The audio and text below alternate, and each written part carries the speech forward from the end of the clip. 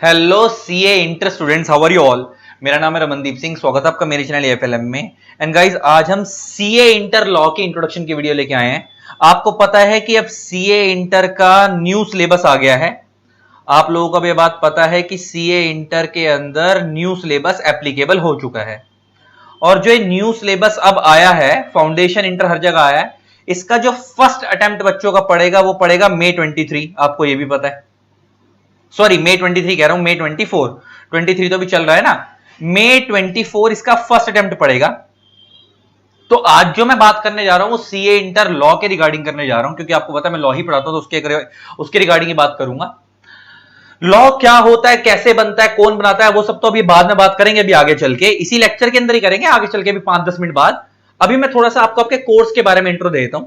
अगर मैं आपसे आपके सब्जेक्ट के बारे में बात करूं तो उस सब्जेक्ट का, जो आपका सीए इंटर का सब्जेक्ट है, उसका नाम है corporate and other laws. Corporate and other laws. अगर मैं आपसे इस चैप्टर के बारे में बात करूं तो पहले भी यही नाम था ओल्ड सिलेबस में। जब पहले जो भी अटेम्प्ट अभी चल रहा है बच्चों का, जो पहले था ओल्ड सिलेबस में भी यही नाम था इस सब्जेक्ट का। अभी न्यू सिलेबस जो May 24 में पहला अटेम्प्ट होना है, उसके अंदर भी यही नाम है इस सब्जेक्ट का। नाम सेम ही है, फर्क क्या है, अभी नए सिलेबस के अंदर जो कॉर्पोरेट लॉ है वो 70 मार्क्स का है, एंड जो अदर लॉज हैं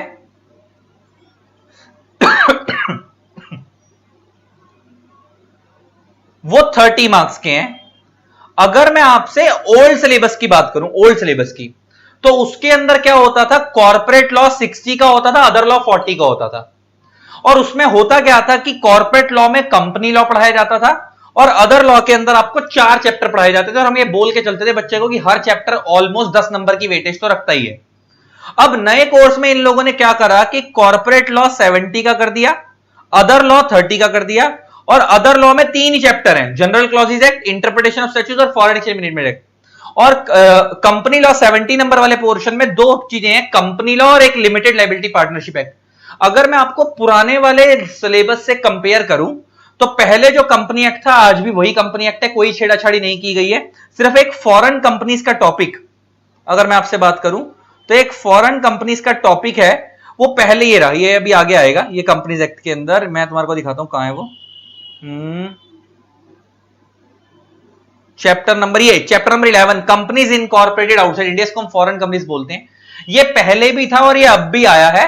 पहले इसको टाइप्स ऑफ कंपनीज वाले चैप्टर में पढ़ाते थे प्रीलिमिनरी के अंदर, अब इसको अलग से एक चैप्टर बनाया और इसके बारे में थोड़ी सी डिटेल ज्यादा डाल दी है बस। तो कंपनी लॉ जितना ओल्ड सिलेबस में हुआ करता था as it is cut copy paste same है, सिर्फ एक फॉरेन कंपनीज के टॉपिक को थोड़ा सा डिटेल में डाला गया बस। तो 60 नंबर का वो पहले था, 60 नंबर का वो है। एक एलएलपी एक्ट इसके अंदर और ऐड कर दिया गया है। ये पहले आप लोगों को फाउंडेशन में पढ़ाया जाता था, अभी भी फाउंडेशन में पढ़ाया जाएगा। नए सिलेबस में भी सीए फाउंडेशन में एलएलपी है, लेकिन बहुत थोड़ा है। डिटेल के अंदर एलएलपी एक्ट को इंटर में डाल दिया गया है। तो मान के चलता हूं कि मैं 10 नंबर की मोटा मोटा वेटेज ये रख रहा होगा।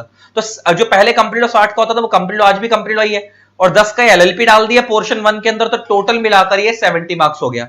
और क्योंकि ये दोनों कॉर्पोरेट लॉ का पार्ट है, तो इसलिए 70 मार्क्स के अंदर 2 चीजें पढ़ाई जाएंगी आपको इस 70 मार्क्स के अंदर।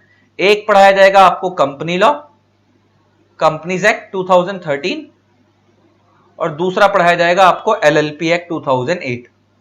ये तो हो गया आपका 2008। ये तो हो गया आपका कौन सा वाला पोर्शन, कॉर्पोरेट लॉ वाला पोर्शन 70 नंबर का। जो 30 नंबर वाला पोर्शन है, इसके अंदर एक जो चैप्टर आपको दिखा रहे हैं, ये एक दिखा रहे हैं इंटरप्रिटेशन ऑफ स्टैट्यूट्स,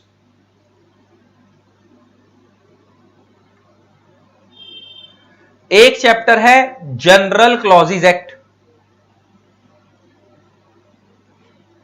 और एक एक्ट है FEMA, foreign exchange management act. अगर मैं आपसे इसमें भी बात करूं तो ये 2 चैप्टर पहले भी थे, अब भी हैं, ओल्ड सिलेबस में भी थे, न्यू में भी हैं। और एक नया चैप्टर इंट्रोड्यूस किया गया फेमा। पहले ना अदर लॉ में 4 चैप्टर हुआ करते थे, ये 2 तो थे ही, interpretation of general clauses act. 2 अलग से हुआ करते थे जिसका नाम था इंडियन कॉन्ट्रैक्ट एक्ट, जिसमें एडवांस लेवल कॉन्ट्रैक्ट पढ़ाया जाता था, contract of bailment, pledge agency, वो फाउंडेशन में डाल दिया इन लोगों ने। और दूसरा एक चैप्टर पढ़ाया जाता था नेगोशिएबल इंस्ट्रूमेंट एक्ट, वो भी अभी इन्होंने फाउंडेशन में डाल दिया। तो इधर के 2 चैप्टर काट के 2 फाउंडेशन में पहुंचा दिए गए और उन 2 की जगह पे 2 नए लेकर आ गए, एक फेमा लेकर आ गए, एक एलएलपी लेकर आ गए। फेमा को इस अदर लॉ वाले पोर्शन में डाल दिया और एलएलपी को कंपनी लॉ वाले पोर्शन में डाल दिया, कॉर्पोरेट लॉ वाली तरफ। तो ले दे के हुआ कुछ नहीं है, जो कंटेंट ओल्ड सिलेबस में था वही आ जाए न्यू सिलेबस में, सिर्फ 2 चैप्टर कटे हैं तो 2 नए आए हैं, आप ऐसे समझो। और वेटेज पहले 60-40 थी, अब 70-30 है। पहले कंपनी लॉ 60 का था, अब उसका नाम कॉर्पोरेट लॉ और कंपनी लॉ के साथ एलएलपी एक्ट पढ़ना है। और अदर लॉ तो अदर लॉ पहले भी था, अब भी था, पहले वो 40 का था, अब 30 का है। पहले उसमें 4 चैप्टर थे, अब 3 चैप्टर है, बात खत्म। 3 इधर है तो एक जो नया इंट्रोड्यूस करा एलएलपी वाला उस तरफ डाल दिया ना, तो उसको 60 की जगह 70 कर दिया, बात एक ही है। तो ये आपका सिलेबस है। तो आपके न्यू सिलेबस में क्या क्या हुआ है, बात समझ आ गई आपको। ये तो मैंने तुम्हारे को सिलेबस का इंट्रो दे दिया था कि आपको क्या आना है, कितनी वेटेज रहेगी वगैरह वगैरह, ये समझा दिया। हम कंपनी लॉ क्या होता है ये सब तो डिटेल में आगे वाले लेक्चरों में बात करेंगे। आज के लेक्चर में मेरा पहला क्वेश्चन यही है आप लोगों से कि लॉ क्या होता है, कैसे बनता है और कौन बनाता है, वो उसके बारे में बात करेंगे। बेस तो मैंने आपको आपके सिलेबस के बारे में बता दिया, ठीक है। अब आगे बढ़ते हैं। तो गाइस अब आपने अपने सिलेबस के बारे में जान लिया, अब हम ये समझते हैं कि लॉ क्या होता है, कौन बनाता है, कैसे बनता है वगैरह वगैरह, किस लिए बनाया जाता है। मैं हमेशा एक चीज बोलता हूं बच्चे को कि जिंदगी में ये चीज कैसे हो रही है ये तो दुनिया जानती है, लेकिन ये चीज क्यों लाई गई थी, व्हाई इट इज इंट्रोड्यूस्ड, जिस दिन ये जान जाओगे उस दिन जिंदगी में कुछ कर जाओगे। सबके बारे में बात करेंगे। मेरा पहले तो सिंपल सा क्वेश्चन ये कि लॉ क्या होता है। बचपन से सुनते आ रहे हो कि लॉ का मतलब होता है कानून, है ना, लॉ का मतलब होता है कानून। अच्छा मैं एक बच्चे से एक क्वेश्चन और पूछता हूं, हमारे इंडिया में लॉ कौन बनाती है, तो बच्चा कहता है सरकार बनाती है। बच्चा क्या बोलता है, सरकार बनाती है। तो आज इसके बारे में भी बात करेंगे कि लॉ क्या एक्चुअल में सरकार बनाती भी है या कोई और बनाता है, उसके बारे में भी बात करेंगे। मानते हो इस बात को, आज सब समझेंगे, अभी सब समझेंगे, तुम देखते चलो। तो पहला क्वेश्चन जो मेरा शुरुआत हो रही है, लॉ क्या होता है। जब भी मैं किसी बच्चे से पूछता हूं लॉ क्या होता है, तो पता है बच्चा क्या बोलता है कि सर लॉ का मतलब होता है कानून। बेटा तुम मेरे को उसका मतलब नहीं समझा रहे हो, तुम मेरे को उसकी हिंदी बता रहे हो, तुम मेरे को उसकी हिंदी बता रहे हो कि लॉ का मतलब कानून होता है। ये तो वही वाली बात हो गई कि फ्रेंड कौन है, फ्रेंड का मतलब दोस्त, है ना। तो तुम उसका मतलब नहीं समझा रहे, तुम उसकी हिंदी बता रहे हो। अगर तुमसे किसी अंग्रेज ने पूछ लिया, किसी फॉरेनर ने पूछ लिया कि लॉ क्या होता है या फ्रेंड कौन होता है, तो तुम उसको ये बोलोगे दोस्त। फिर तो तुम्हारे को ये समझाना भारी पड़ जाएगा फ्रेंड का मतलब दोस्त, की दोस्त क्या होता है, तुम्हें तो ये भी समझाना भारी पड़ जाएगा अंग्रेज को। इसका मतलब तुम उसका मतलब नहीं समझाते, तुम उसकी हिंदी बताते हो। तुमसे मैं पूछ लूं व्हाट इज एसेट, तो तुम ये नहीं बोलते हो एसेट का मतलब क्या है, तुम पता क्या बोलते हो, लैंड, बिल्डिंग, तुम उसके एग्जांपल देते हो। मैं पूछता हूं व्हाट इज लायबिलिटी, तो तुम ये नहीं बताते कि लायबिलिटी क्या है, तुम पता क्या करते हो, उसके एग्जांपल देते हो, लोन वगैरह ये सब किसमें आते हैं, लायबिलिटी में। तो अब स्टार्ट करते हैं। अभी लॉ क्या होता है मैं उसको समझने से पहले ना, समझाने से पहले मैं आपको एक बात करता हूं इंडिया के अंदर कि हमारे इंडिया में लॉ बनाने वाली बॉडीज कौन कौन है। जब आपको वो समझ आएगा ना तब आपको समझ आएगा लॉ क्या होता है। तो मैं उल्टा चल रहा हूं थोड़ा सा, मैं पहले ये नहीं बता रहा लॉ क्या होता है, मैं पहले ये बता रहा हूं कि लॉ बनाता कौन है इंडिया के अंदर, फिर हम देखेंगे कि लॉ क्या होता है, ठीक है। अगर आपको याद हो तो हमारे इंडिया के अंदर ना आप लोगों ने पढ़ा होगा कि हमारे इंडियन लीगल सिस्टम के या इसको हम ऐसे भी बोलते हैं हमारी स्टेट के। यहां पे स्टेट का मतलब वो वाली स्टेट नहीं जैसे आप दिल्ली पंजाब उसमें रहते हो, स्टेट का मतलब ये नहीं है। यहां स्टेट का मतलब कंट्री के हिसाब से बात हो रही है कि हमारे इंडियन लीगल सिस्टम के या स्टेट के 3 ऑर्गन्स होते हैं। और ये चीज जो मैं आपको बताने जा रहा हूं ना, ये आप लोगों को आई थिंक 9th या 10th क्लास में सिखाई गई होगी या 8th 9th क्लास में सिविक्स में सिखाई गई होगी, सिविक्स में। अगर आपको याद हो वो 3 ऑर्गन्स कौन कौन से हैं, तो वो 3 ऑर्गन्स के अंदर एक आता है लेजिस्लेटिव, एक होता है एग्जीक्यूटिव्स एंड एक होता है जुडिशियल बॉडीज। एक हो गया लेजिस्लेटिव, एक हो गया एग्जीक्यूटिव्स एंड एक हो गया जुडिशियल बॉडीज। ये हमारे इंडियन लीगल सिस्टम के 3 ऑर्गन्स है। इनका काम क्या है, लेजिस्लेटिव का मतलब होता है लॉ मेकिंग, लॉ बनाना। एग्जीक्यूटिव्स का काम क्या होता है, टू इंप्लीमेंट दैट लॉ। इनका काम होता है उस लॉ को इंप्लीमेंट करवाना।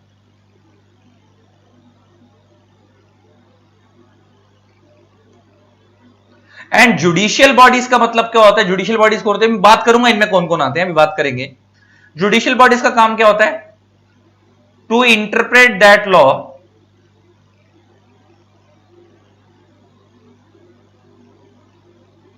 and pass the judgment accordingly. Pass the judgment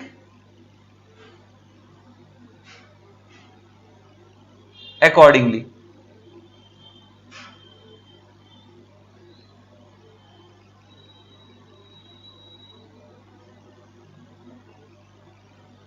ठीक है जी।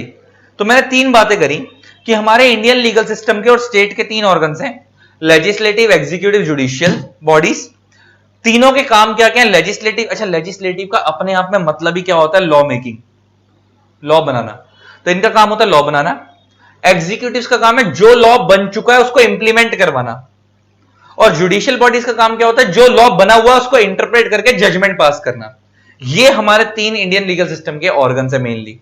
अगर मैं आपको इसमें बात करूं, इसको हम स्टेट के ऑर्गन्स भी बोलते हैं। अगर मैं आपको इसके अंदर बात करूं तो लॉ मेकिंग बॉडीज की अगर मैं इंडिया में बात करूं तो मेनली दो हैं। लॉ मेकिंग बॉडीज की अगर मैं आपसे इंडिया में बात करूं तो मेनली दो हैं। एक है पार्लियामेंट, कलर चेंज कर दे थोड़ा सा, एक है पार्लियामेंट एंड दूसरी है state legislature.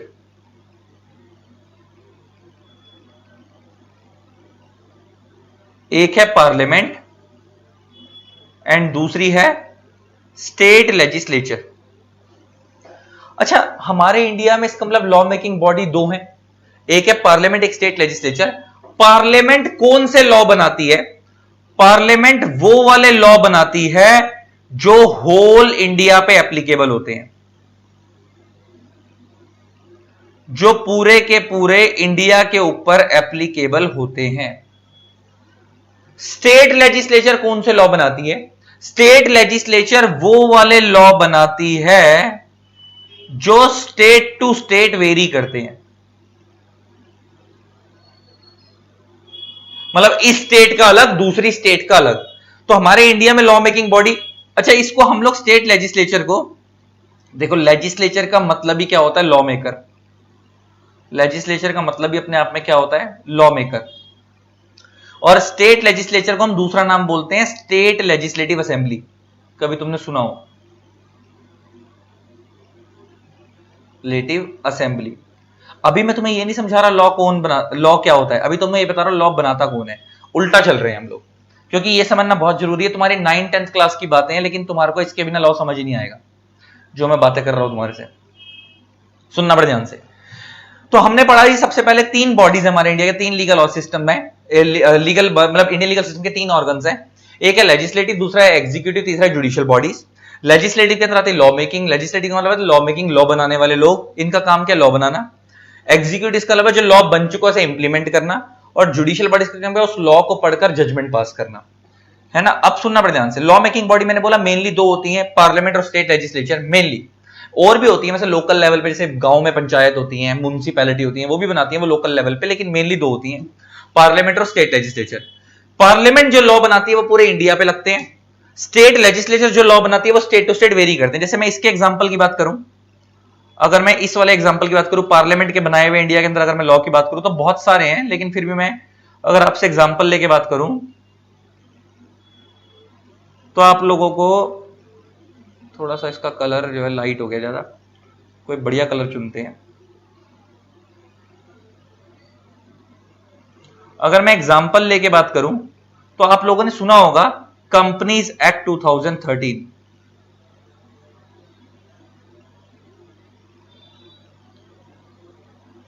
Income tax act 1961,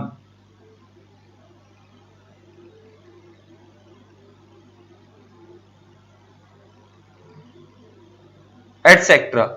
ये जो लॉ है ये पार्लियामेंट ने बनाए हैं, ये एक स्टेट के लिए नहीं है, ये पूरे इंडिया के लिए सेम है। अगर मैं इसको एक कंपनी एक्ट को मैं दिल्ली में पढ़ रहा हूं तो मैं भी सेम पढ़ूंगा, कोई बच्चा पंजाब में बैठ के पढ़ रहा है वो भी सेम पढ़ेगा, कोई बच्चा महाराष्ट्र में बैठ के पढ़ रहा है वो भी सेम पढ़ेगा, कोई बच्चा कोलकाता में बैठ के पढ़ रहा है वो भी सेम पढ़ेगा, मतलब सेम इनकम टैक्स एक्ट भी।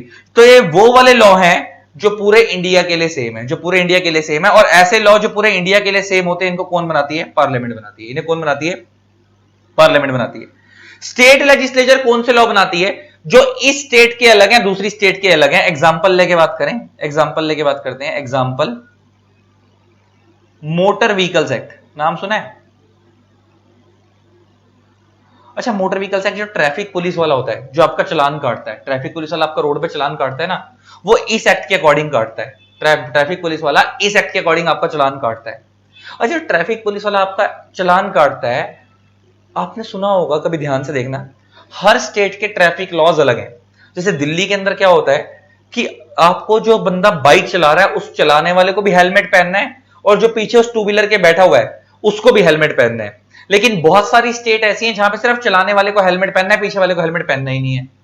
सिमिलरली तुमने देखोगे दिल्ली के अंदर कोई बंदा अगर गाड़ी ड्राइव कर रहा है तो जो गाड़ी ड्राइव कर रहा है उसको भी सीट बेल्ट लगानी है, बराबर वाले को भी सीट बेल्ट लगानी है। लेकिन बहुत सारी स्टेट ऐसी हैं जहां पे सिर्फ चलाने वाले को सीट बेल्ट लगानी है, बराबर वाले को सीट बेल्ट नहीं लगानी है।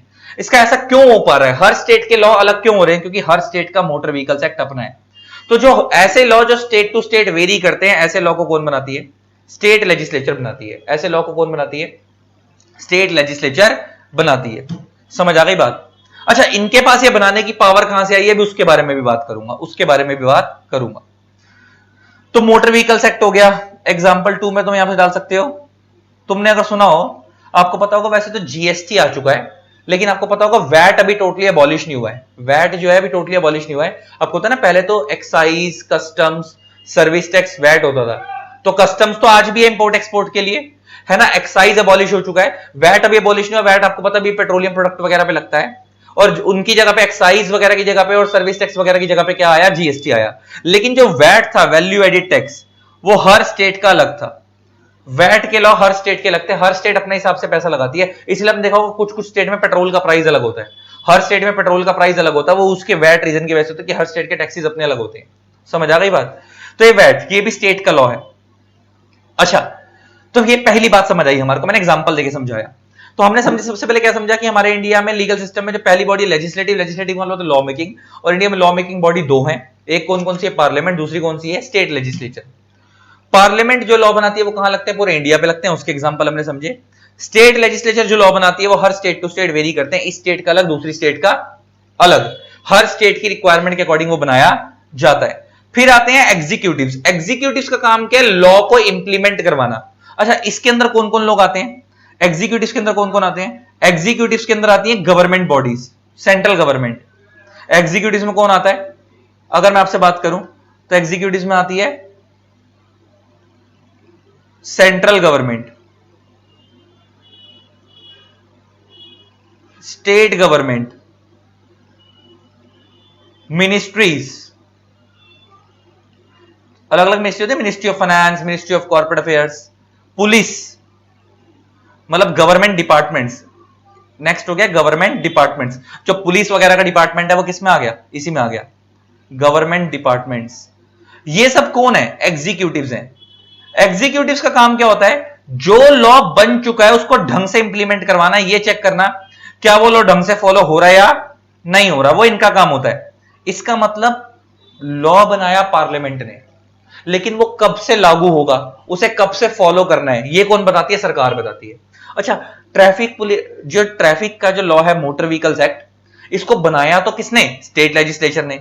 लेकिन इस लॉ को फॉलो करके चलान कौन काट रहा है? आपका पुलिस वाले। और पुलिस वाले किस में आते हैं? गवर्नमेंट डिपार्टमेंट्स में आते हैं, है ना। दिल्ली पुलिस एक अलग डिपार्टमेंट हो गया, पुलिस का अलग डिपार्टमेंट, ट्रैफिक पुलिस का एक अलग डिपार्टमेंट हो गया, तो वो गवर्नमेंट डिपार्टमेंट में आते हैं। तो वो कौन है? एग्जीक्यूटिव्स। इसका मतलब सरकार भी इसमें आती है। इसका मतलब सरकार लॉ बना नहीं रही है, सरकार लॉ चला रही है।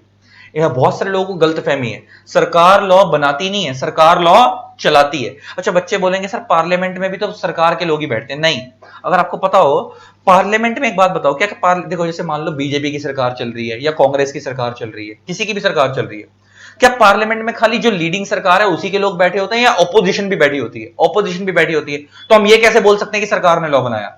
वहां पे तो दोनों कैटेगरी के लोग हैं, अपोजिशन वाले भी हैं और जो लीडिंग पार्टी है वो भी है। इसलिए हम ये बोलते हैं कि पार्लियामेंट एक सेपरेट बॉडी है, स्टेट लेजिस्लेचर एक सेपरेट बॉडी है। सरकार लॉ नहीं बनाती, सरकार लॉ बनाती नहीं है, पार्लियामेंट लॉ बनाती है, स्टेट लेजिस्लेचर लॉ बनाती है। इनको इंप्लीमेंट कौन करवाती है? सरकार। इसको लागू कब से करना है, फॉलो कब से कराना है, ये कौन बताती है? सरकार। और एक चीज याद रखना, जो लॉ पार्लियामेंट बनाती है उन लॉ को इंप्लीमेंट करवाती है central government, implemented by central government. इसको इंप्लीमेंट कौन करवाती है? CG, central government.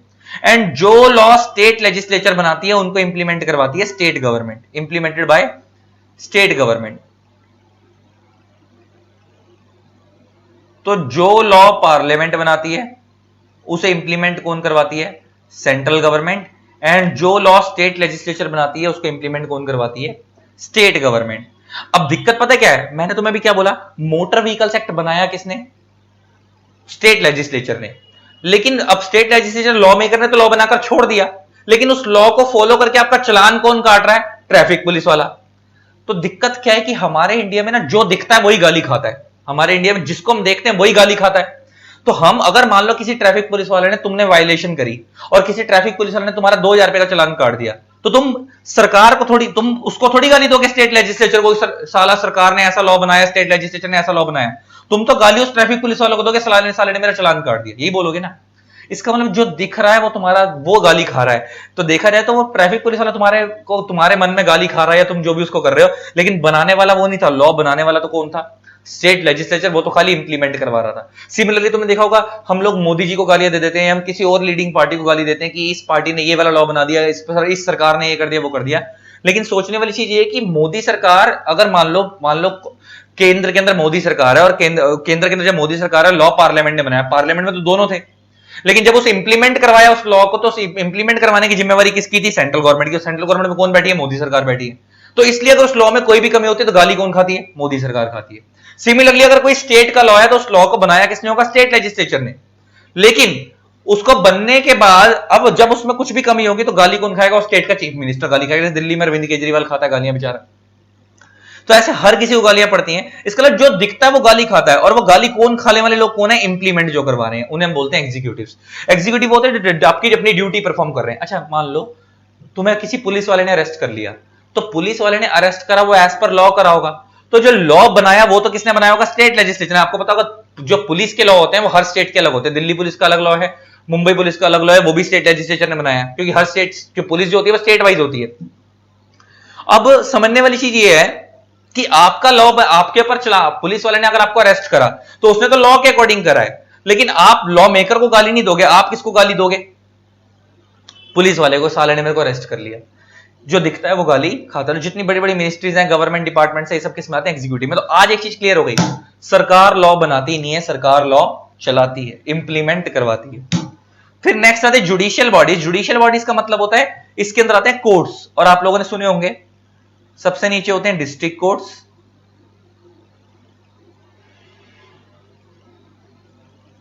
देन इसके ऊपर होते हैं हाई कोर्ट्स,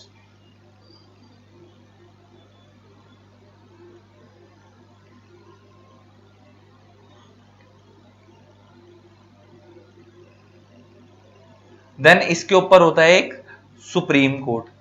अच्छा मैंने सबके आगे एस लिखा, लेकिन सुप्रीम कोर्ट के आगे एस नहीं लिखा। क्यों नहीं लिखा? क्योंकि सुप्रीम कोर्ट पूरे इंडिया में एक ही है, दिल्ली के अंदर प्रगति मैदान के पास, है ना।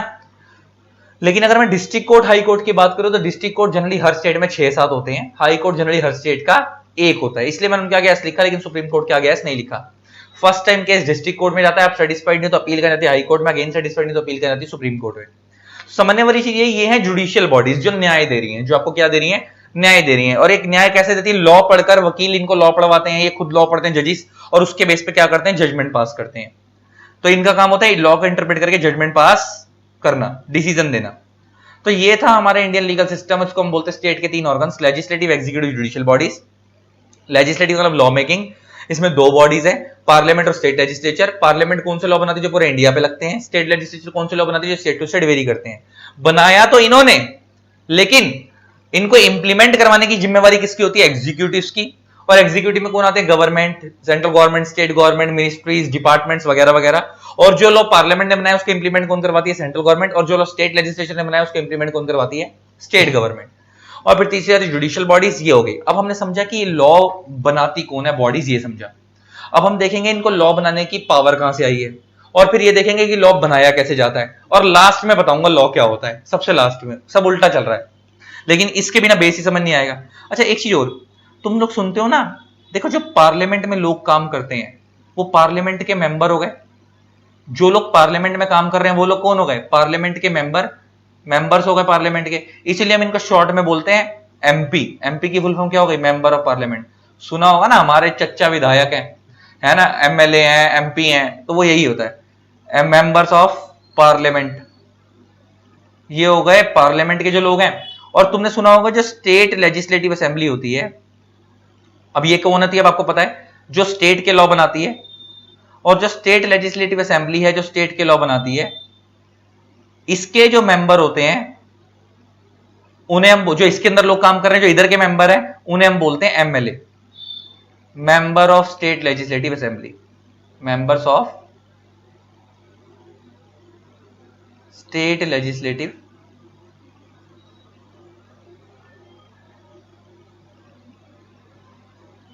असेंबली। ठीक है जी, तो ये भी एक चीज समझ ली, एमपी एमएलए कौन होते हैं भी समझ आ गया, और पार्लियामेंट और स्टेट लेजिस्लेटिव असेंबली का रोल क्या ये भी समझ आ गया। लेजिस्लेटिव क्यों लिखा बीच में, क्योंकि लेजिस्लेटिव का मतलब ही क्या होता है, लॉ मेकिंग। ठीक है ना, अब आगे बढ़ते हैं।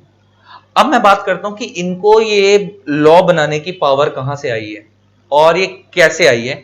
हमारे इंडिया में कोई भी बंदा कोई भी काम करता है तो उन सबके पास जो पावर आई है वो आई है कॉन्स्टिट्यूशन ऑफ इंडिया से। कहां से आई है, हमारे भारत के संविधान से, कॉन्स्टिट्यूशन ऑफ इंडिया से। हमारे इंडिया में कोई भी बंदा कोई भी काम कर रहा है तो उसको पावर कहां से आई है, कॉन्स्टिट्यूशन ऑफ इंडिया से। एक मिनट रुको,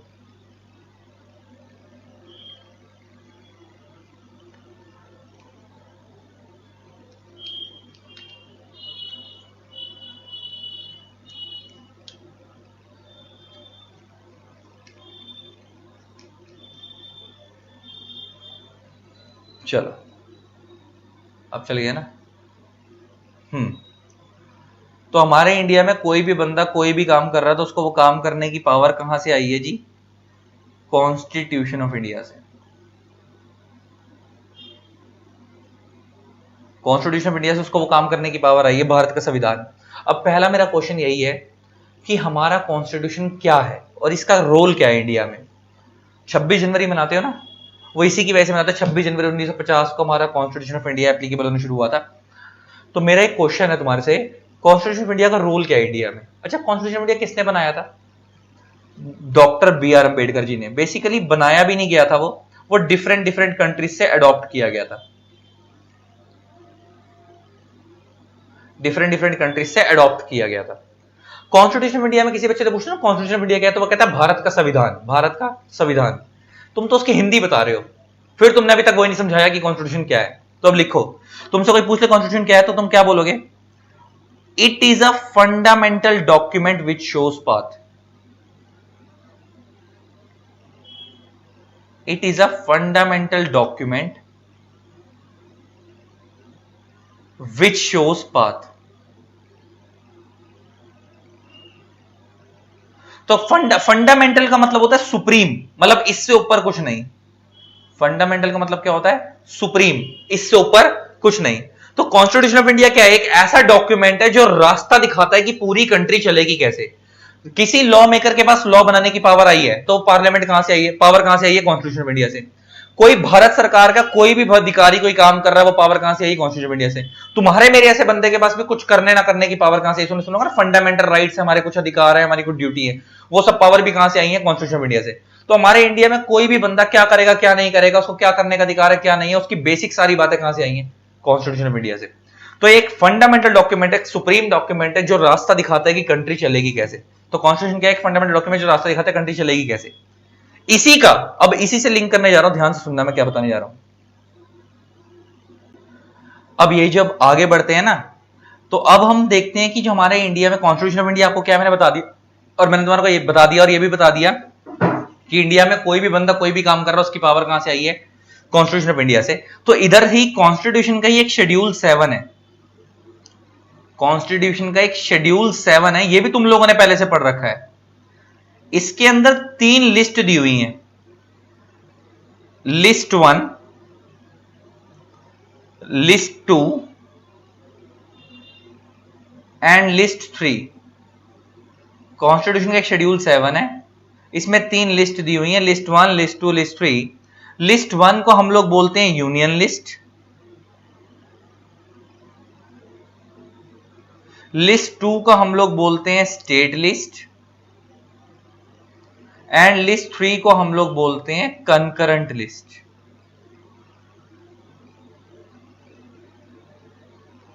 स्टेट लिस्ट, कंकरेंट लिस्ट। ये आप लोगों ने ये भी छोटे होते बचपन में पढ़ा होगा, स्कूल में पढ़ाया गया था ये, लेकिन याद तुम्हें कुछ नहीं होगा। बच्चे कहते सर मेरे को तो 12वीं का नहीं याद, साला अब ये वाला क्या याद होगा 8वीं 9वीं का। तो कोई बात नहीं। तो 3 लिस्ट होती है, list 1, list 2, list 3, union list, state list, concurrent list. अगर आपने पढ़ा हो इसके अंदर, तो आप लोगों ने पढ़ा था कि लिस्ट 1 के अंदर लॉ मेकर कहता है only parliament has the exclusive power to make laws. Only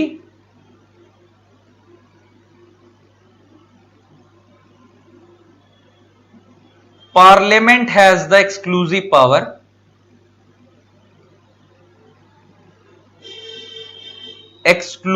power to make laws। और लिस्ट 2 के अंदर, स्टेट लिस्ट के अंदर लॉ कहता है only state legislature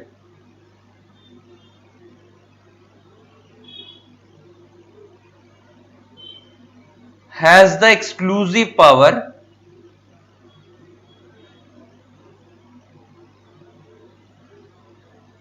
to make laws। And list 3 के अंदर लॉ कहता है both parliament plus state legislature दोनों मिलकर लॉ बनाते हैं। इसका मतलब लिस्ट 1 में जो बड़े, एक्चुअल में क्या है, कॉन्स्टिट्यूशन ऑफ इंडिया के अंदर 3 लिस्ट दी हुई है शेड्यूल 7 में, और उन 3 लिस्ट के अंदर ना बड़े सारे मैटर्स दिए हुए हैं। लिस्ट 1 में कुछ मैटर दिए हुए हैं, लिस्ट 2 में कुछ मैटर दिए हुए हैं, लिस्ट 3 में कुछ मैटर दिए हुए हैं। तो जो मैटर लिस्ट 1 में दिए हुए हैं उन मैटर से रिलेटेड लॉ कौन बनाएगी? पार्लियामेंट बनाएगी। जो मैटर्स लिस्ट 2 में दिए हुए हैं उससे रिलेटेड लॉ कौन बनाएगी? स्टेट लेजिस्लेचर बनाएगी। एंड जो मैटर लिस्ट 3 में दिए हुए हैं उससे रिलेटेड लॉ कौन बनाएगी? पार्लियामेंट और स्टेट लेजिस्लेचर दोनों मिलकर बनाएंगे। लेकिन उसमें एक चीज लिखी हुई है, उसमें एक नोट डाल लो, यहां पे दोनों मिलके तो बनाएंगे, लेकिन लॉ ये भी बोलता है whenever there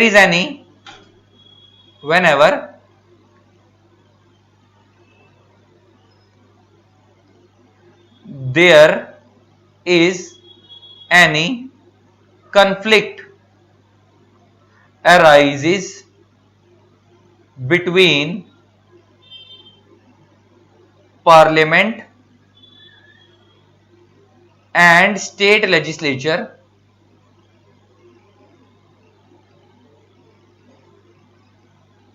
then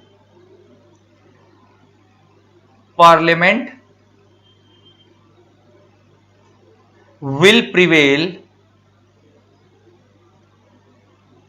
over state legislature। इसका मतलब लिस्ट 3 के अंदर पार्लियामेंट और स्टेट लेजिस्लेचर दोनों मिलकर लॉ बनाएंगे, लेकिन अगर पार्लियामेंट और स्टेट लेजिस्लेचर की दोनों की बातों में कंफ्लिक्ट होता है, पार्लियामेंट कहती है नहीं लॉ ऐसे बनना चाहिए और स्टेट लेजिस्लेचर कहती है नहीं लॉ ऐसे बनना चाहिए, तो उस केस में वो लॉ कहता है पार्लियामेंट प्रिवेल करेगा। प्रिवेल का मतलब होता है ओवरराइड, पार्लियामेंट की बात मानी जाएगी, स्टेट लेजिस्लेचर की बात नहीं मानी जाएगी। पापा पापा होते हैं, पापा पापा होते हैं, और पार्लियामेंट कौन है यहां पे? पापा। इसका मतलब बात समझ आई? तो हमने पढ़ा जी, अभी आपने ऊपर पढ़ा था कि हमारे इंडियन स्टेट के 3 ऑर्गन है, parliament, state legislative, executive, judicial bodies. Legislative के मतलब होता है लॉ मेकिंग बॉडीज, उसमें मेनली 2 आती हैं, पार्लियामेंट और स्टेट लेजिस्लेचर। मैंने तुम्हारे को बताया, वैसे लोकल लेवल पे भी होती है, म्युनिसिपैलिटी वगैरह, लेकिन मेन फोकस उन्हीं पे होता है। फिर नेक्स्ट आती है हमारी लेजिस्लेटिव, जिनका काम क्या होता है, लेजिस्लेटिव हो गई। नेक्स्ट आती है एग्जीक्यूटिव, जिनका काम होता है जो लॉ उन्होंने बनाया है लेजिस्लेटिव बॉडीज ने उनको इंप्लीमेंट करवाना। फिर नेक्स्ट आती है जुडिशियल बॉडीज, उनका काम क्या होता है? उस लॉ को पढ़ के इंटरप्रेट करके जजमेंट देना। फिर मैंने तुम्हारे को बताया कि वो पार्लियामेंट लॉ बनाती है या स्टेट, जो लॉ मेकिंग बॉडी के अंदर 2 आती है, पार्लियामेंट, स्टेट लेजिस्लेचर, जो लॉ बना रही है, उनको लॉ बनाने की पावर आई कहां से है? कॉन्स्टिट्यूशन ऑफ इंडिया के शेड्यूल 7 से। कॉन्स्टिट्यूशन ऑफ इंडिया के शेड्यूल 7 से, जिसमें 3 लिस्ट दी हुई है, लिस्ट 1, लिस्ट 2, लिस्ट 3। लिस्ट 1 में जो भी मैटर दिए हुए उसको यूनियन लिस्ट बोलते हैं, और इसमें जितने भी मैटर है उनको पार्लियामेंट बनाती है, उन मैटर पे जितने भी लॉ है वो पार्लियामेंट बनाती है। लिस्ट 2 में जितने भी मैटर है उनको स्टेट लेजिस्लेचर बनाती है, उनके ऊपर लॉ, और लिस्ट 3 में जितने मैटर है उनके ऊपर दोनों मिलकर बनाते हैं। अब तुम्हारे को मैं कॉन्स्टिट्यूशन की लिस्ट दिखा भी देता हूं, रुको।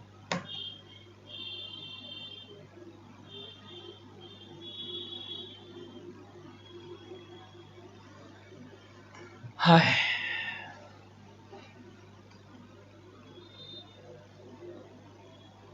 है ना? अब रुको, देखो,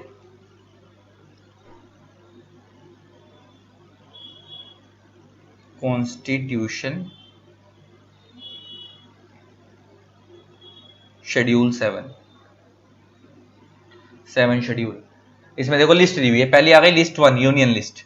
अच्छा, इसमें कौन कौन से मैटर है? पहला defence, second naval military, third वाले में लोकल सेल्फ गवर्नमेंट एरियाज जो आसपास के हैं उनके रिलेटेड लॉ, फोर्थ वाले के अंदर एयरफोर्स वगैरह, फिफ्थ में आर्म्स से रिलेटेड लॉ जो आर्म्स हो गए, सिक्स में एटॉमिक एनर्जी। मतलब जितने भी आपको मैटर दिख रहे हैं लिस्ट 1 के अंदर, इनसे रिलेटेड लॉ कौन बनाती है? पार्लियामेंट बनाती है। अच्छा, अगर याद हो तो अभी थोड़ा सा नीचे की तरफ लेके चलते हैं। कंपनी लॉ लिस्ट 1 का मैटर है ना, वो पता है क्यों है लिस्ट 1 का मैटर? थोड़ा नीचे की तरफ चलते हैं, ये देखो थोड़ा सा नीचे की तरफ। एंट्री नंबर देखो, ये ना इसको हम बोलते हैं एंट्री नंबर। लिस्ट 1 में बड़ी सारी एंट्रीज हैं, है ना, यहाँ पे बड़ी सारी लिस्ट दी हुई है, लिस्ट 1 के अंदर बड़ी सारी एंट्री दी हुई है। तो लिस्ट 1 के अंदर एंट्री नंबर 43 और 44 को देखो। 43 डील करता है incorporation regulation winding up of trading corporation. Trading corporation companies की बात कर रहा है, including banking company, insurance companies वगैरह वगैरह। और नीचे वाले में डील कर रहा है, नीचे वाले में वो वाली कंपनीज जो भले ट्रेड कर रही है नहीं कर रही है, वो एंट्री नंबर 44 में है। इसका मतलब जो कंपनीज हैं, मतलब इन मैटर से रिलेटेड लॉ कौन बनाएगी? पार्लियामेंट। इसका मतलब कंपनी लॉ इसीलिए लिस्ट 1 का मैटर है क्योंकि एंट्री नंबर 43 और 44 से पावर आई है। तो कंपनी लॉ इसीलिए किसका मैटर है? लिस्ट 1 का मैटर है ना। ऐसे इंश्योरेंस लॉज भी इंडिया के अंदर, वो भी लिस्ट 1 का मैटर है। तो ये लिस्ट 1 वाले हो गए। ऐसे अब लिस्ट 2 में चलते हैं। ये देखो टैक्सेस आ रहे हैं, टैक्सेस के बारे में बात हो रही है। Corporation tax, taxes on income, है ना। अच्छा, इसलिए इनकम टैक्स यहाँ का मैटर है लिस्ट 1 का, मैंने बताया था ना मैंने तुम्हारे को। अब आती है लिस्ट 2। अच्छा देखो लिस्ट 2 जो हम पढ़ रहे हैं 7 शेड्यूल की, ये रही लिस्ट 2, स्टेट लिस्ट। इसको हम क्या बोलते हैं? State list. अच्छा, इसके अंदर देखो कौन कौन आ रहा है? पुलिस, है ना, प्रिजनर्स, जेल वगैरह होती है। अच्छा, पुलिस, पब्लिक हेल्थ, जो लोकल लेवल पे हॉस्पिटल्स होते हैं, है ना, जो लोकल लेवल पे पुलिस होती है। मैंने क्या बताया था? इनसे रिलेटेड लॉ कौन बनाती है? स्टेट लेजिस्लेचर बनाती है।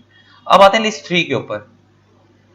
लिस्ट 3 के अंदर जो मैटर्स हैं, जैसे एग्जांपल प्रॉपर्टी का मैटर, क्रिमिनल मैटर। प्रॉपर्टी का मैटर एक ऐसा मैटर है जो हर स्टेट के लॉ अलग होते हैं। प्रॉपर्टी के लिए हर स्टेट के लॉ अलग हैं, प्लस इंडिया में एक कॉमन एक्ट भी है, ट्रांसफर ऑफ प्रॉपर्टी एक्ट। इसका वहां पे पार्लियामेंट और स्टेट लेजिस्लेचर दोनों मिलकर लॉ बना रहे हैं। इंडिया में जो क्रिमिनल लॉज हैं, क्रिमिनल लॉ जैसे एग्जांपल मर्डर डकैती लॉ, मर्डर डकैती रेप, उसमें हर स्टेट के भी कुछ अपना कहना है, कुछ स्टेट में अलग है। और पक्के आपको पता है इंडिया में सेंट्रल लॉ तो है ही है क्रिमिनल वगैरह, क्रिमिनल लॉज की, जैसे Indian penal code, criminal procedure code. तो जो लिस्ट 3 के अंदर मैटर आते हैं वहां पे पार्लियामेंट और स्टेट लेजिस्लेचर दोनों मिलकर बनाती है। तो ये हो गए, मैंने तुम्हारा कॉन्स्टिट्यूशन की तीनों लिस्ट दिखा दी। और मैं तुम्हारे को अभी बताया था कि पार्लियामेंट जो लॉ बनाती है वो पार्लियामेंट लॉ बना रही है, और ये लॉ पूरे होल इंडिया पे एप्लीकेबल होते हैं। और जो स्टेट लेजिस्लेचर लॉ बनाती है स्टेट टू स्टेट वेरी करते हैं। और सबसे बड़ी बात यह थी कि पार्लियामेंट जो लॉ बना रही है उसको इंप्लीमेंट कौन करवाती है? Central government. और स्टेट लेजिस्लेचर जो लॉ बना रही है उसको इंप्लीमेंट कौन करवाती है? State government. तो अब हमने दो चीजें समझी।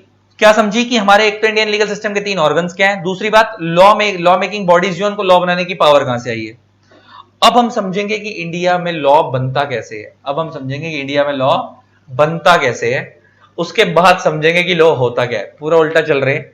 अब हम समझते हैं लॉ बनता कैसे है। बड़े ध्यान से सुनना, इसका स्टेप समझाने जा रहा हूं, लॉ कैसे बनता है। अब हम बात करते हैं गाइस लॉ बनता कैसे है। अच्छा, जैसे आप लोग ये पढ़ते हो कंपनीज एक्ट 2013, जैसे मान लो हमने लिखा हुआ है कंपनीज एक्ट 2013, तो ये एक्ट वर्ड क्या शो करता है? एक्ट का मतलब ही अपने आप में लॉ होता है। और एक चीज याद रखना, ये जो एक्ट होता है इसका मतलब लॉ होता है, लेकिन लॉ ही अपने आप में कंप्लीट नहीं होता। Act plus circulars plus rules plus notification जब सबको जोड़ देते हैं तब लॉ बनता है। ये सर्कुलर नोटिफिकेशन वगैरह क्या होती है अगली क्लास में बात करेंगे। अभी के लिए इतना समझ लो कि एक्ट का मतलब लॉ होता है। और एक चीज याद रखना, एक्ट का ए हमेशा कैपिटल होगा। एक्ट का ए हमेशा कैपिटल होगा। अगर हम उस एक्ट का ए स्मॉल कर देंगे तो वो एक्टिविटी बन जाएगा। एक्टिविटी मतलब कुछ करने वाली एक्टिविटी। तो एक्ट का ए हमेशा कैपिटल होगा। अब बात आती है कि सर ये एक्ट बनता कैसे है। आपने ये तो समझ लिया कि लॉ कौन बनाती है? पार्लियामेंट बनाती है, जो इंडिया लेवल पे लगते हैं। और जो स्टेट लेवल पे लगती है वो वाले लॉ कौन बनाती है? स्टेट लेजिस्लेचर बनाती है। अब हम देखते हैं कि सर ये एक्ट बनता कैसे है। तो सुनना बड़े ध्यान से। कोई भी एक्ट बनने से पहले बिल होता है। सुना होगा ना, कई बार तुमने सुना होगा पार्लियामेंट में बिल पास हो रहा है, लोकसभा में बिल पास हो रहा है। तो सबसे पहले एक होता है, कोई भी एक्ट बनने से पहले क्या होता है? बिल। बिल का मतलब होता है ड्राफ्ट लॉ। बिल का मतलब क्या होता है? Draft law. एक लॉ का ड्राफ्ट रेडी किया जाता है। एक लॉ का ड्राफ्ट रेडी किया जाता है, उसमें मेन बातें डाल दी जाती हैं। और उसके बाद क्या किया जाता है? उस बिल को both the houses of parliament से पास कराया जाता है। Both the houses of parliament से पास कराया जाता है। वो both the houses of parliament कौन कौन से हैं? लोकसभा एंड राज्यसभा। इसको हम अपर हाउस लोअर हाउस भी बोलते हैं। तो कोई भी एक्ट बनने से पहले बिल होता है। बिल का मतलब होता है ड्राफ्ट लॉ। देन उस बिल को both the houses of parliament से पास कराया जाता है, that is Lok Sabha and Rajya Sabha. एक बार वो बिल लोकसभा से पास हो गया, देन वो कहां जाएगा? राज्यसभा पे जाएगा। एक बार वो बिल लोकसभा राज्यसभा दोनों से पास हो गया, देन उसके बाद प्रेसिडेंट ऑफ इंडिया अपनी असेंट देते हैं। प्रेसिडेंट ऑफ इंडिया क्या देते हैं? अपनी असेंट देते हैं। असेंट का मतलब होता है सहमति देते हैं, साइन कर देते हैं। असेंट का मतलब होता है कंसेंट देना, उस बिल के ऊपर साइन कर देते हैं। जैसे ही वो उस बिल के ऊपर साइन करते हैं, then that bill becomes act. उसके बाद वो बिल क्या बन जाता है? एक्ट बन जाता है। उसके बाद वो बिल क्या बन जाता है? एक्ट बन जाता है। समझ आ गई बात मैंने क्या बोला? तो कोई भी एक्ट बनने से पहले बिल होता है, उस बिल को both the house of parliament से पास कराते हैं, लोकसभा और राज्यसभा। एक बार वो बिल लोकसभा से पास हो गया, राज्यसभा से पास हो गया, देन उसके प्रेसिडेंट अपने साइन करते हैं। एक बार प्रेसिडेंट साइन कर दिया, उसके बाद then that bill becomes act. उसके बाद साइन होते ही वो क्या बन जाएगा? Then that bill becomes act. उसके बाद वो बिल क्या बन जाएगा? एक्ट बन जाएगा। और जैसे ही वो एक्ट बन गया, इसका मतलब आपको पता है वो लॉ बन गया। इसका मतलब आपको पता है वो लॉ बन गया। लेकिन अब बात यहां खत्म नहीं होती। सर वो एक्ट तो बन गया, लॉ तो बन गया, अब आती है बात कि सर ये इफेक्टिव कब से होगा? इफेक्टिव मतलब जनता के ऊपर लागू कब से होगा? अब ऐसा तो होने से रहा ना कि हमने आज लॉ बनाया और हम ये बोल रहे हैं कि गई कल से ही एप्लीकेबल है, कल से ही क्या है? एप्लीकेबल है। ऐसा नहीं होता, एक डेट दी जाती है। लेकिन ऐसा हो सकता है कि कल से एप्लीकेबल हो जाए। सुनना पड़े ध्यान से। मान लो प्रेसिडेंट ऑफ इंडिया ने साइन करे हैं इस बिल के ऊपर 1/1/2023 को, मान लेते हैं 1/1/2023 को प्रेसिडेंट ने असेंट दी है। मान लेते हैं 1/1/2023 को प्रेसिडेंट ने असेंट दी है। तो जब उसको प्रेसिडेंट ने असेंट दी ना, उसके बाद इसको ऑफिशियल गजेट ऑफ इंडिया में पब्लिश किया जाता है। कहां पब्लिश किया जाता है? ऑफिशियल गजेट ऑफ इंडिया में। ये ऑफिशियल गजेट ऑफ इंडिया क्या है? भारत सरकार की एक वेबसाइट है। ये जस्ट लाइक वैसे ही जैसे स्कूल में एक नोटिस बोर्ड होता था। नोटिस बोर्ड का काम क्या होता था? सब लोगों को इन्फॉर्म कराना। जैसे मान लो स्कूल वालों ने नोटिस बोर्ड पे लिख दिया टुमारो इज योर हॉलिडे, तो पूरे स्कूल को पता लग जाता था कल छुट्टी है। सिमिलरली अगर इंडिया में कोई नया लॉ बना है तो जनता को बताना तो पड़ेगा ना नया लॉ बना है। तो उसे बताने के लिए हम क्या करते हैं? उसको ऑफिशियल गजेट ऑफ इंडिया में पब्लिश करते हैं। तो मान लो प्रेसिडेंट ने साइन करे 1/1/2023 को, और मान लो सेम डे उसको ऑफिशियल गजेट में पब्लिश कर दिया गया। सेम डे उसको ऑफिशियल गजेट में, मतलब भारत सरकार की एक वेबसाइट है, भी दिखाऊंगा। सेम डे उसे ऑफिशियल गजेट में पब्लिश कर दिया गया। सेम डे उसे ऑफिशियल गजेट में पब्लिश कर दिया गया। अब मान लो जब उसे पब्लिश किया गया ना, तो मगर इसके अंदर ना इसमें लिख दिया गया कि ये जो लॉ इफेक्टिव होगा वो होगा 10/5/2023 से। उसमें लिख दिया गया है सब कि भाई ये लॉ को प्रेसिडेंट ने साइन तो अब करे हैं, लेकिन ये लॉ इफेक्टिव कब से होगा? 10/5/2023 से, 10 मई 2023 से। तो अगर उसमें ऐसा लिखा हुआ है कि ये लॉ इफेक्टिव होगा इस डेट से, तो उस डेट से होगा। अगर कोई डेट नहीं बताई तो जिस दिन पब्लिश किया गया था उसी डेट से इफेक्टिव होगा। दो बातें करी मैंने। तो पहले तो कोई भी लॉ बनने से पहले क्या होता है? बिल। देन उसको both the house of parliament से पास कराते हैं, लोकसभा और राज्यसभा। देन एक बार लोकसभा से पास हो गया, देन राज्यसभा से पास कराएंगे, राज्यसभा से। देन जब दोनों हाउस से पास हो जाएगा, देन प्रेसिडेंट से साइन करवाएंगे। प्रेसिडेंट साइन करवाए तो एक्ट तो बन गया, लेकिन इफेक्टिव कब से होगा? अगर उस ऑफिशियल गजेट में पब्लिश करने के बाद कोई डेट बताई है तो उस डेट से इफेक्टिव होगा। जैसे मान लो अगर लिखा, मान लो प्रेसिडेंट ऑफिशियल गजेट में पब्लिश हुआ था 1 तारीख को, लेकिन हमने लिखा है कि ऑफिशियल ये इफेक्टिव होगा 10/5/2023 से, तो अगर कोई डेट बताई है तो उस डेट से इफेक्टिव होगा। अगर कोई डेट नहीं बताई तो जिस दिन पब्लिश किया गया था उसी दिन से इफेक्टिव होगा, उसी दिन से इफेक्टिव होगा। जैसे कंपनी लॉ की अगर मैं बात करूं तो कंपनी लॉ को 30 अगस्त 2013 को पब्लिश किया गया था, लेकिन इफेक्टिव होता मोटा मोटा 1 अप्रैल 2014 से। डेट बताई थी कि अगले साल से इफेक्टिव करेंगे। तो सेम मैंने बता दिया। तो ऑफिशियल गजेट क्या है? एक डॉक्यूमेंट है भारत सरकार का, जिसमें कोई भी लॉ बनता है तो वहां पे पब्लिश किया जाता है। और लॉ बनने के बाद अगर उसमें कोई डेट बताई है कि लॉ इस डेट से इफेक्टिव होगा, तो उस डेट से होगा। अगर कोई डेट नहीं बताई तो जिस दिन पब्लिश किया गया था उसी डेट से इफेक्टिव होगा। अब मैं तुम्हें दिखा भी देता हूं। भारत सरकार की एक वेबसाइट है egazette.nic.in। इधर जब लॉ पब्लिश होता है तो इसी को हम बोलते हैं कि ऑफिशियल गजेट में पब्लिश हो गया। दिखाता हूं मैं तुम्हें।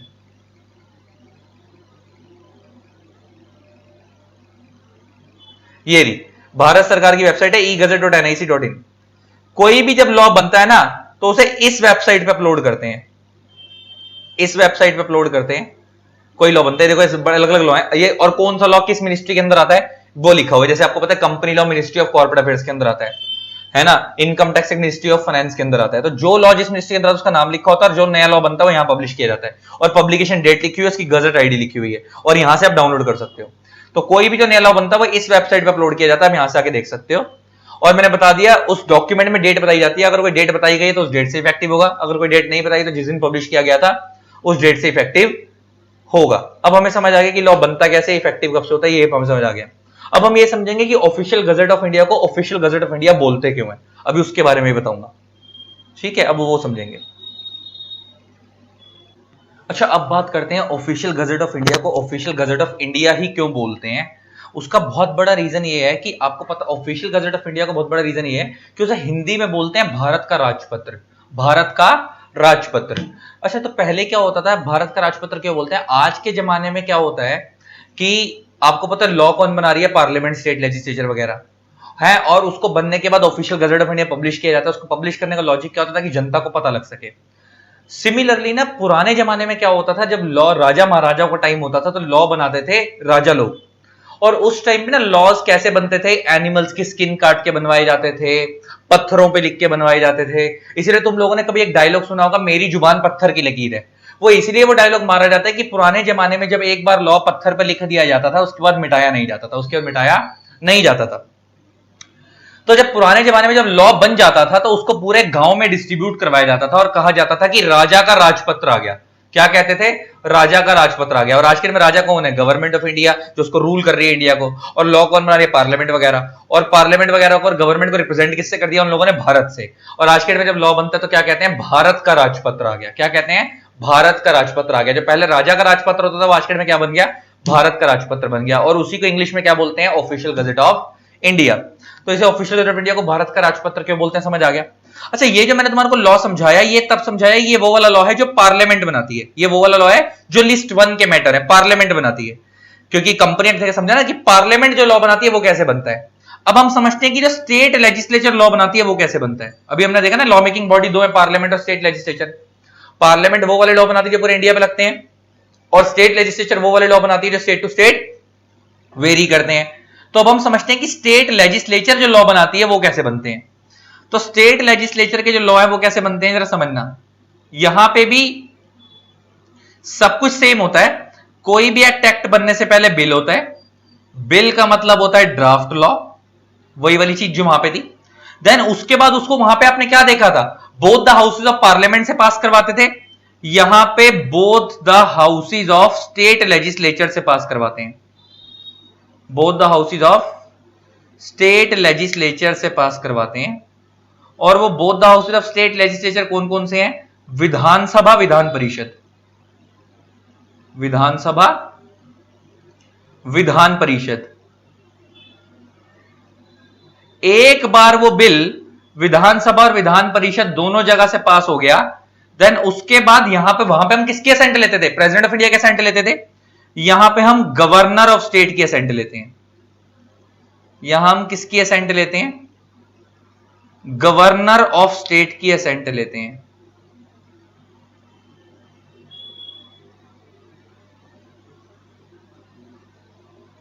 एंड एक बार उसके ऊपर गवर्नर साइन कर देगा, असेंट दे देगा, then that bill becomes act.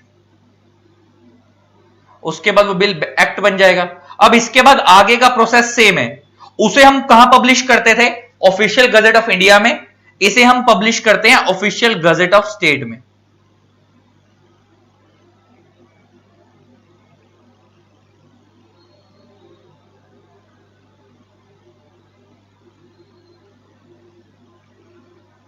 उसे हम पब्लिश करते थे ऑफिशियल गजट ऑफ इंडिया में, इसे हम पब्लिश करते हैं ऑफिशियल गजट ऑफ स्टेट में। हाँ भाई, बात समझ आ गई जी? तो फटाफट सम अप करो।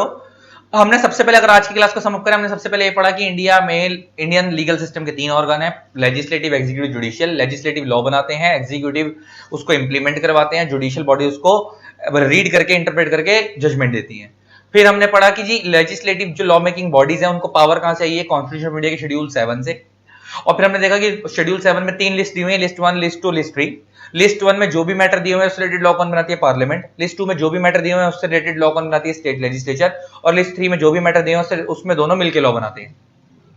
फिर हमने ये समझा कि पार्लियामेंट जो लॉ बनाती है वो पूरे इंडिया पे एप्लीकेबल होते हैं, स्टेट लेजिस्लेचर लॉ बनाती है वो स्टेट टू स्टेट वेरी करते हैं, और उनकी जो एप्लीकेबिलिटी होती है, पार्लियामेंट वाले लॉ को इंप्लीमेंट कौन करवानी है, इंप्लीमेंट कराने में हेल्प कौन करती है, सेंट्रल गवर्नमेंट, और स्टेट लेजिस्लेचर वाले लॉज को इंप्लीमेंट कराने में कौन हेल्प करती है, state government.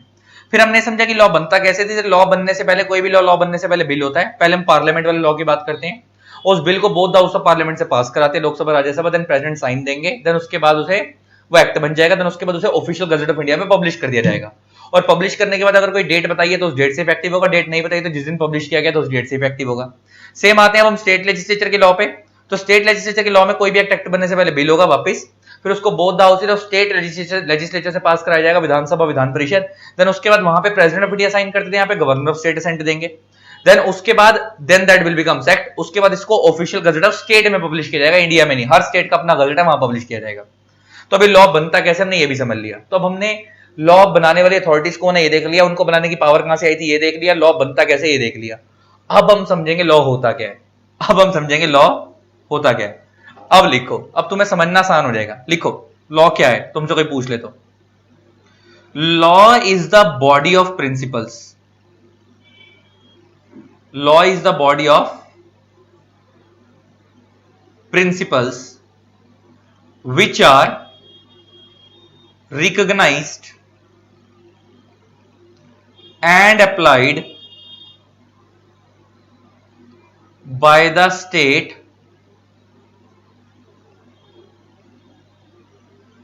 in the administration of justice.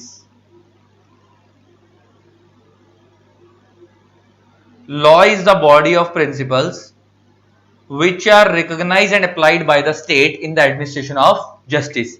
ये डेफिनेशन है, इन शब्दों को ना तोड़ते हैं और तोड़ के इसका मतलब समझते हैं, डेफिनेशन कब आपको समझ आएगा। पहला शब्द यहां पे यूज हो रहा है प्रिंसिपल्स, प्रिंसिपल्स का मतलब होता है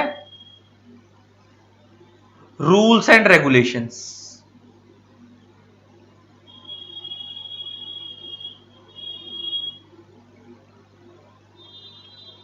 दूसरा वर्ड यहां पे यूज हो रहा है रिकॉग्नाइज्ड, पहला वर्ड था प्रिंसिपल, दूसरा वर्ड यहां पे यूज हो रहा है रिकॉग्नाइज्ड, तो रिकॉग्नाइज का मतलब होता है अप्रूव्ड, रिकॉग्नाइज का मतलब होता है अप्रूव्ड,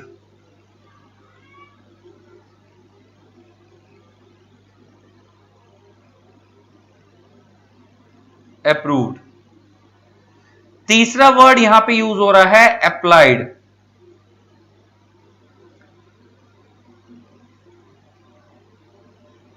अप्लाइड का मतलब होता है इंप्लीमेंटेड,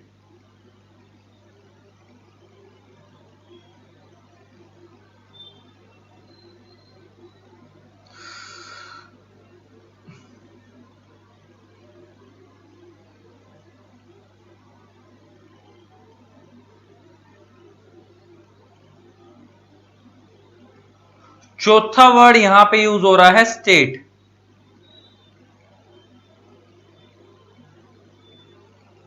यहां पे जो स्टेट वर्ड है ये आर्टिकल 12 ऑफ इंडियन कॉन्स्टिट्यूशन से उठाया गया है, और यहां पे स्टेट के अंदर, यहां पे स्टेट का मतलब स्टेट गवर्नमेंट नहीं है, ये स्टेट वर्ड मैंने बताया कहां से उठाया गया, आर्टिकल 12 ऑफ इंडियन कॉन्स्टिट्यूशन से उठाया गया है, और यहां पे स्टेट के अंदर पार्लियामेंट भी कवर होती है, स्टेट लेजिस्लेचर भी कवर होती है,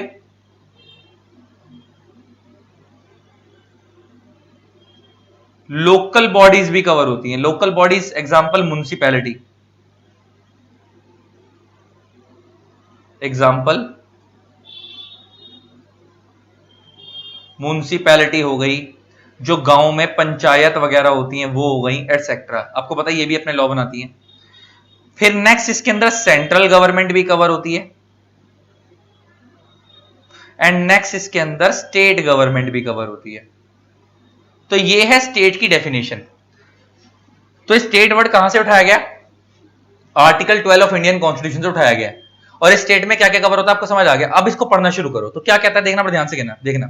कह रहा है law is the body of principles, law एक ढांचा है, किस चीज का, प्रिंसिपल्स का, प्रिंसिपल्स का मतलब रूल्स एंड रेगुलेशंस, लॉ एक ढांचा है रूल्स एंड रेगुलेशंस का, जो कि अप्रूव किया गया है, अप्रूव किया गया किसके द्वारा, या तो पार्लियामेंट के द्वारा, या स्टेट लेजिस्लेचर के द्वारा, या लोकल बॉडीज के द्वारा।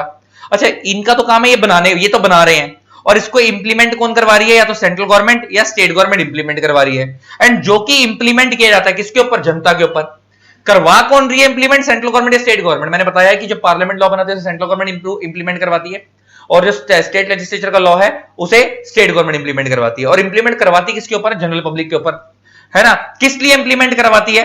In the administration of justice, न्याय पाने के लिए। In the administration of justice, न्याय पाने के लिए।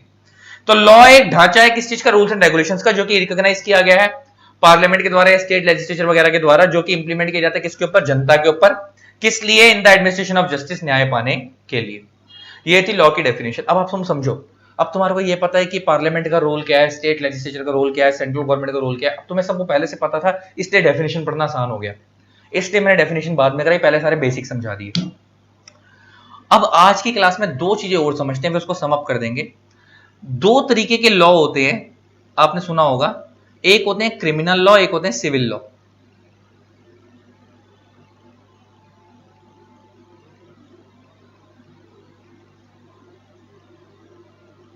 एंड एक होते हैं सिविल लॉ। क्रिमिनल लॉ और सिविल लॉ तुमने सुना होगा, कोई फर्क बताएगा मेरे को इसमें? फर्क क्या होता है? क्रिमिनल लॉ और सिविल लॉ में क्या फर्क होता है, कोई बताएगा? अच्छा, ज्यादा बड़ा फर्क ना बता पा तो इतना तो बता पाओगे कि क्रिमिनल लॉ नाम से थोड़ा स्ट्रिक्ट लॉ होते होंगे और सिविल लॉ थोड़े लीनियंट होते होंगे। क्रिमिनल लॉ और सिविल लॉ में फर्क क्या होता है, पर ध्यान सुनना। If your main aim is to punish someone, अगर आपका मेन एम यह है कि आप किसी को पनिशमेंट दिलवाना चाहते हो, तो आप उसके ऊपर क्रिमिनल लॉ में एक्शन लोगे।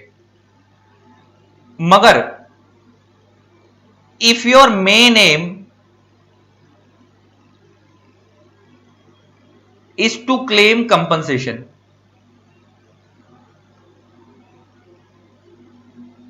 कंपनसेशन बोल लो और डैमेजेस बोल लो, अगर आपका मेन एम खाली कंपनसेशन क्लेम करना है या डैमेजेस क्लेम करना है, तो दैट इज सिविल लॉ। अच्छा देखो, कुछ लॉ तो ऐसे हैं जो बेसिक नेचर से ही क्या होते हैं? क्रिमिनल लॉ होते हैं, और कुछ लॉ ऐसे जो बेसिक नेचर से सिविल लॉ होते हैं। जैसे एग्जांपल लेके बात करूं, मर्डर, डकैती, रेप, ये फ्रॉम द डे वन ही क्या है? क्रिमिनल लॉ है। अच्छा, सिविल लॉ के एग्जांपल में पेटेंट, कॉपीराइट, ये सब जो डिस्प्यूट होते हैं, इनसे रिलेटेड जो डिस्प्यूट होते हैं, पेटेंट, गुडविल से रिलेटेड डिस्प्यूट, ये सब सिविल लॉ में आते हैं। ये बाय नेचर ही सिविल लॉ है। और कुछ लॉ ऐसे हैं जिसको आपकी चॉइस होती है कि आप उसे क्रिमिनल में कन्वर्ट करो या सिविल में कन्वर्ट करो। एग्जांपल लेके बात करते हैं, मान लो मैं रोड से जा रहा था और मेरा किसी ने ना बाइक मेरी कार में ठोक दी, मेरे को कोई चोट नहीं पहुंची, सामने वाले को भी कोई चोट नहीं पहुंची, लेकिन मेरी गाड़ी को नुकसान हो गया।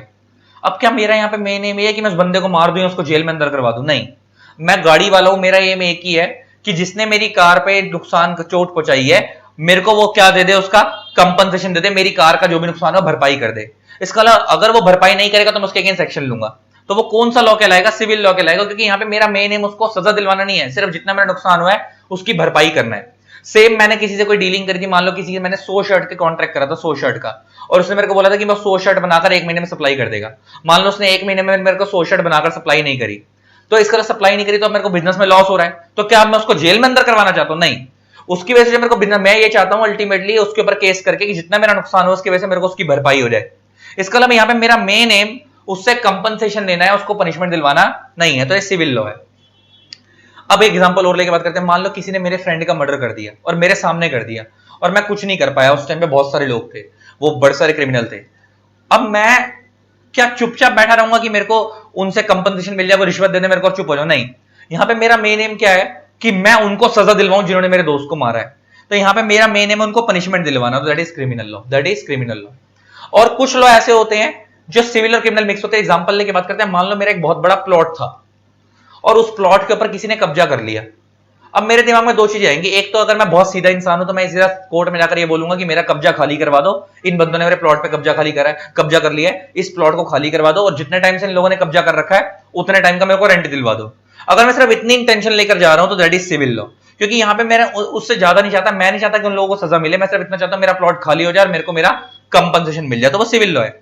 लेकिन केस 2, मैं जज को जाकर बोलता हूं इनकी हिम्मत कैसे हुई, इन्होंने मेरे प्लॉट पे कब्जा कर लिया, मेरे को मेरा जितना टाइम इन्होंने कब्जा करा उसका रेंट भी चाहिए, प्लस इन सालों को उठा के अंदर डालो जेल में।